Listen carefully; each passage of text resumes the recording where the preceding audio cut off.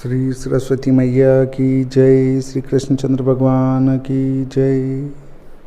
देखिए, आज हम चर्चा करने वाले हैं रक्षाबंधन कब, क्यों, कैसे। उपाकर्म के ऊपर भी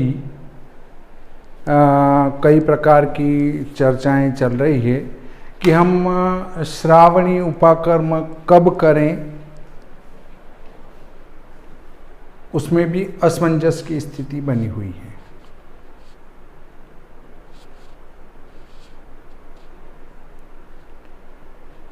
तो प्रथम चर्चा करते हैं हम रक्षाबंधन के ऊपर।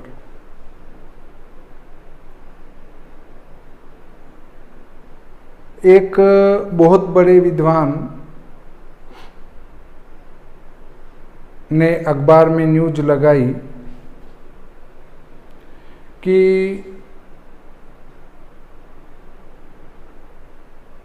रक्षाबंधन का त्योहार 12 अगस्त को मनाया जाना ही उपयुक्त है। उसके ऊपर उनने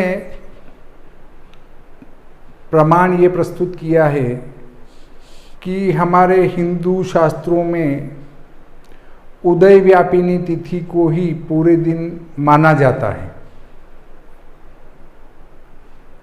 और 12 अगस्त को प्रातःकाल उदय व्यापिनी पूर्णिमा है और वह प्रातःकाल 7:15 रहेगी, इसलिए उसको पूरे दिन माना जाएगा। इसलिए 12 अगस्त को ही रक्षाबंधन मनाया जाना अधिक शुभ है और उस दिन भद्रा भी नहीं रहेगी। भाइयों, कौन से शास्त्र में माना जाता है, क्या आप उसका प्रमाण देंगे? मेरे पास लगभग धर्मशास्त्र तो हैं, फिर भी यदि आपके पास कोई स्पेशल शास्त्र हैं तो उसको बताने का कष्ट करें। पर ऐसे धर्मप्राण जनता को गुमराह करने की कोशिश न करें। देखिए, सबसे क्लिष्ट जो व्रत पर्वों का निर्णय है वो सनातन धर्म में है और इसीलिए राजस्थान के एक बहुत बड़े विद्वान थे, वो कहा करते थे उदय व्यापिनी तिथि में ही त्योहार मनावें। उदय व्यापिनी, जहाँ भी सम्मेलन में जाते लगभग यही बात करते, उदय व्यापिनी तिथि में ही त्योहार मनावे, क्योंकि पूर्वविदा, पूर्वयुता, पूर्वा, परा, परयुता, वो सब ऊपर से जाता है। अब ऊपर से जाता है तो कुछ भी नहीं, इन चक्कर में मत पड़ो, उदय व्यापिनी मना लो। अरे भाई, हमारे शास्त्र लिखने वाले क्या सभी मूर्ख थे? क्या हमारे शास्त्र मूर्खों ने लिखे हैं? और यदि नहीं तो उनके सिद्धांतों को क्यों बदला जावे? क्या हम उनसे ज्यादा समझदार हो गए? नहीं। तो फिर उनके सिद्धांतों को क्यों बदलें? और हम कहते हैं कि ये तो व्यावहारिकता में सही नहीं बैठता है। क्या हमारे पूर्वजों को, पुरखों को व्यावहारिकता का ज्ञान नहीं था? क्या वे व्यावहारिक नहीं थे? क्या वे अव्यावहारिक थे? और यदि नहीं तो उनने जो सिद्धांत लिखे हैं वो सब सोच समझकर ही लिखे हैं। देखिए, पुष्टि मार्गी, जिनको कहते हैं हम वैष्णव और निम्बार्क, इनने इसी झंझट से मुक्ति के लिए इनने अपना अलग नियम बना दिया। बोले उदय व्यापिनी तिथि मानेंगे हम तो, क्योंकि व्रत पर्व निर्णय के सिद्धांत बहुत क्लिष्ट है, समझ में नहीं आता है क्या परा क्या है, पूर्वा क्या है, पूर्वयुता क्या है, परयुता क्या है। ये जाके चक्कर डाल देते हैं और ये चक्कर डाल देते हैं, तो फिर उन्होंने कहा नहीं, कुछ नहीं, सब छोड़ो और उदय व्यापिनी तिथि मनाओ। अब व्रत पर्व की एकता करने का ढोल पीटने वाले वो कुछ भी नहीं कर सकते हैं। देखिए, अगर आप स्मार्त की छोड़कर वैष्णव की एकादशी मनाने लग गए और स्मार्त की लगाना बंद कर दिया कि एक रूपता कर देते हैं, वैष्णव वाले तो वैष्णव के मनाएंगे, क्यों मनाएंगे? जब हमारे सनातन धर्म में इतने बड़े निर्णय पड़े हैं, एक एकादशी का निर्णय 15 से 17 प्रकार से होता है, और जहां केवल एक सिद्धांत कार्य करता हो कि उदय व्यापिनी एकादशी का अगर दशमी 56 घटी या उससे अधिक है तो एकादशी का व्रत हम द्वादशी को करेंगे या फिर उदय व्यापिनी एकादशी में करेंगे। चलो देखो, और फिर निम्बार्क संप्रदाय वाले अलग ही बात करते हैं, भाई दशमी कपाल वेद कर रही है तो हम वहाँ पर एकादशी का व्रत जो है वो कब करेंगे? द्वादशी में करेंगे। फिर भी तुम्हारी व्रत पर्व की एकता तो नहीं बैठ रही, क्योंकि अगर तुम स्मार्त वाले वैष्णव की भी मान लोगे उनके दबाव में आके, तो भी निम्बार्क संप्रदाय तो फिर अलग चला जाएगा, फिर भी व्रत दो तो हो ही गए। तो सनातन परंपरा जो है शंकराचार्य जी की, भगवान शंकराचार्य जी की जो परंपरा है वही शास्त्र सम्मत और सर्वोत्कृष्ट है, उसी को मानना चाहिए और सभी को मानना चाहिए। मैं तो ये कहता हूँ, क्या स्मार्त, क्या वैष्णव, क्या निम्बार्क, सभी एक हैं, सभी सनातनी हैं और सबको वही शंकराचार्य की परंपरा को मानना चाहिए और वही व्रत पर्व मनाना चाहिए। देखिए, रक्षाबंधन पर भी हम चर्चा करते हैं कि पूर्णिमा त्रिमुहूर्त व्यापिनी होना चाहिए, 6 घटी होना चाहिए, तो ही रक्षाबंधन उदय व्यापिनी पूर्णिमा पर होगा और तो ही वो साकल्यपादिता तिथि होगी, और साकल्यपादिता तिथि होगी वही दिन भर व्रत पर्व के निर्णय में गिनाएगी, वरना ये उटपटांग फेंकने से काम नहीं चलेगा।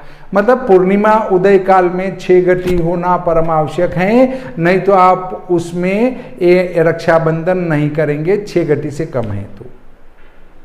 देखिए, ये 6 घटी भी मध्यम मान है, सूक्ष्म मान के लिए आपको उसका त्रिमुहूर्त समाप्ति निकालनी पड़ेगी, वो ही साकल्यपादिता तिथि होगी, अन्यथा साकल्यपादिता तिथि नहीं होगी। और जब साकल्यपादिता तिथि नहीं होगी तो वो पूरे दिन नहीं मानी जाएगी, और पूरे दिन नहीं मानी जाएगी तो व्रत पूर्णिमा उदय व्यापिनी पूर्णिमा में नहीं कर पाएंगे। ठीक है, अर्थात व्रत का अर्थ क्या है? रक्षाबंधन वाला कार्य, मतलब 6 घटी या सूक्ष्म निकालें तो त्रिमुहूर्त वो ही साकल्यपादिति पूर्णिमा होगी, और वो अगर है तो रक्षाबंधन उदय व्यापिनी पूर्णिमा में होगा, अन्यथा चतुर्दशी को ही आपको रक्षाबंधन मनाना पड़ेगा। और जब चतुर्दशी को रक्षाबंधन मनाएंगे तो आपको भद्रा में नहीं मनाना है, भद्रा निकलने के बाद ही रक्षाबंधन मनाना है। भद्रा निकलेगी रात को 8:54 पर, रात को 8:54 के बाद आप रक्षाबंधन का त्योहार बड़े प्रेम से मना सकते हैं। अब आप कहेंगे बहन कैसे आएगी?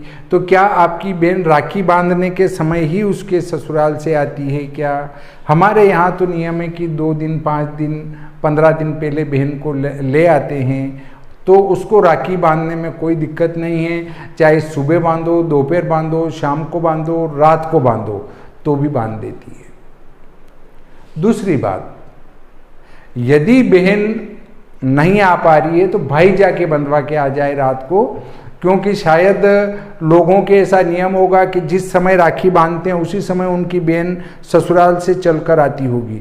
तो बात भी सत्य उन लोगों की कि रात को बहन उसके ससुराल से कैसे आएगी, क्योंकि ठीक राखी बांधने के टाइम पर ही वो उसके पियर में आती है बेचारी। ऐसा नियम कुछ लोगों के होगा, तो उनकी समस्या है, तो उनकी बहन रात में नहीं आ पाएगी, तो वे वहां जाके राखी बंधवा के आ जाए।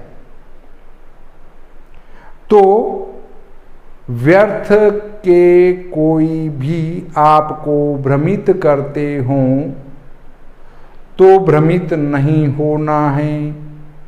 बिना भ्रमित हुए 11 अगस्त 2022 को ही आपको अपनी बहन से अपनी कलाई पर राखी बंधवाना है 8:54 के बाद। इसमें शायद आपको कुछ गणितीय सूत्रों से समझाने की जरूरत नहीं लगेगी। और अब कुछ कहेंगे कि रात में श्रवण जी का पूजन कैसे करें, तो हम भगवान सत्यनारायण भगवान की कथा करते हैं और रात में ही उनका पूजन करते हैं। दुर्गा मैया का पूजन रात में करते हैं। दीपावली के पर्व पर हम जो है लक्ष्मी माता का पूजन रात को 12 बजे बाद करते हैं, सिंह लग्न में करते हैं। तो जब एक देवी माँ का पूजन अर्धरात्रि निश्चित में हो सकता है, तो ये पर्व की स्थिति में रात्रि में श्रवण कुमार जी का पूजन करने में कहीं से कहीं तक कोई दिक्कत मुझे नहीं लगती है। श्रवण कुमार जी का रात्रि में पूजन अवश्य करें। चोगलिया देखने की कतई आवश्यकता नहीं है। भद्रा समाप्ति हो और उसके बाद कोई सा भी चोगलिया हो, आप निसंकोच होकर श्रवण जी का पूजन और रक्षाबंधन का पर्व मनाएं। अपने भाई से अपनी जो है कलाई में रक्षा सूत्र अवश्य बंधवाएं। और लंबा चौड़ा बड़ी राखी और वो वगैरह शो करने की कतई आवश्यकता नहीं है। रक्षा सूत्र, सूत्र मतलब धागा, डोरा होना चाहिए और डोरा वो प्रेम से अपनी बहन बांधती हो तो उसी को स्वीकार कर लेना चाहिए। अब आप कहेंगे ये तो भाई बहन का त्योहार है, तो फिर ब्राह्मण क्यों बांधते हैं? तो देखिए, ब्राह्मण भी रक्षा सूत्र बांधता है। वो अपने यजमान की कलाई में रक्षा सूत्र बांधकर ये कामना करता है कि मेरे यजमान के 12 माह राज्य खुशी सकुशल प्रसन्नता पूर्वक निकलें और वो निरोगी हष्टपुष्ट होकर वर्ष भर अपना समय निकालें। इसलिए विप्र भी अपने यजमानों की कुशलता के लिए उनकी कलाई में रक्षा बंधन करते हैं, रक्षा सूत्र बांधते हैं। और बहन भी अपनी बहन भाई की यही कामना करती है। तो शायद इस पर मेरे 5-6 वीडियो और हैं। आपको इस पर विचार करने की कतई आवश्यकता नहीं है कि कब क्यों राखी बांधे। तो आप 11 अगस्त 2022 को ही रक्षाबंधन का पर्व मनाएं बिना किसी सोच विचार के। अब हम बात करते हैं श्रावणी उपाकर्म की। देखिए, एक का श्रावणी उपाकर्म पूर्णिमा में होता है, एक का श्रावणी उपाकर्म किस में होता है? एक का श्रावणी उपाकर्म जो होता है वो श्रवण नक्षत्र में होता है। तो हमें उस पर भी विचार करने की आवश्यकता है कि श्रवण नक्षत्र किस में होगा और पूर्णिमा किस में होगी। कई जगह हम अलग अलग वेद वालों की वेद के अनुसार श्रावणी उपाकर्म आता है। जैसे किसी का ऋग्वेद है तो ऋग्वेदियों का उपाकर्म अलग आता है। इसी प्रकार किसी का यजुर्वेद है तो यजुर्वेदियों का उपाकर्म अलग आता है। तो अब देखिए कि ऋग्वेदियों का जो है वो श्रवण नक्षत्र हैं और यजुर्वेदियों का जो है वो श्रावण की पूर्णिमा है। ये पूर्व के वीडियो में मैं आपको बता चुका हूँ कि ऋग्वेदी कब करेंगे? श्रवण नक्षत्र में। और यजुर्वेदी कब करेंगे? पूर्णिमा में। तो मैं आपको लिखित में बताऊंगा तो थोड़ा आपको सरल महसूस होगा, तो मैं लिख कर बता देता हूं तो आपको बड़ी आसानी से समझ में आवेगा कि हमें श्रावणी उपाकर्म कब करना है। ये उपाकर्म हमेशा पूर्वान्न में किए जाते हैं। पूर्वान्न मतलब हम दिन के 2 भाग करेंगे और उसमें से जो पहला भाग आएगा उसके अंदर हमें उपाकर्म करना है। अर्थात दोपहर के पहले पहले हमको उपाकर्म करना है, श्रावणी उपाकर्म। तो देखिए 11 तारीख 11 अगस्त संवत 2079 शक 1944 श्रावण शुक्ल पक्ष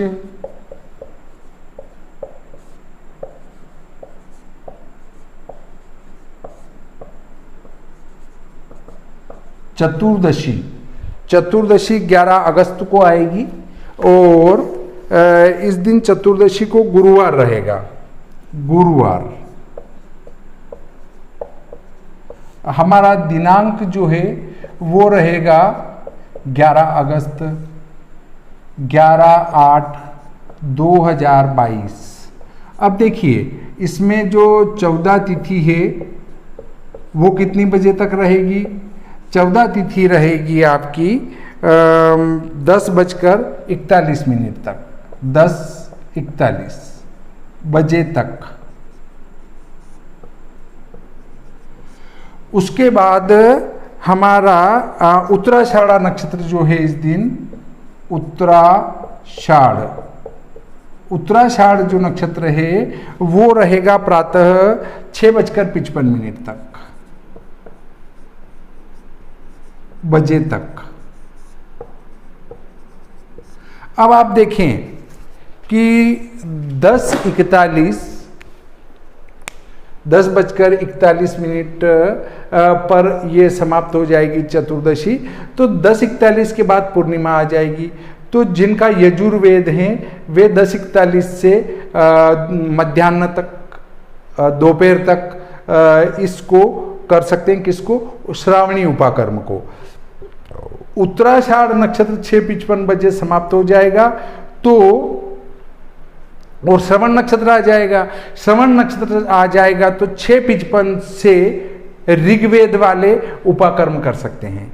अब आप कहें अब यदि हम 10:41 बजे देखें तो 10:41 से पूर्णिमा भी आ जाएगी और श्रवण नक्षत्र भी रहेगा।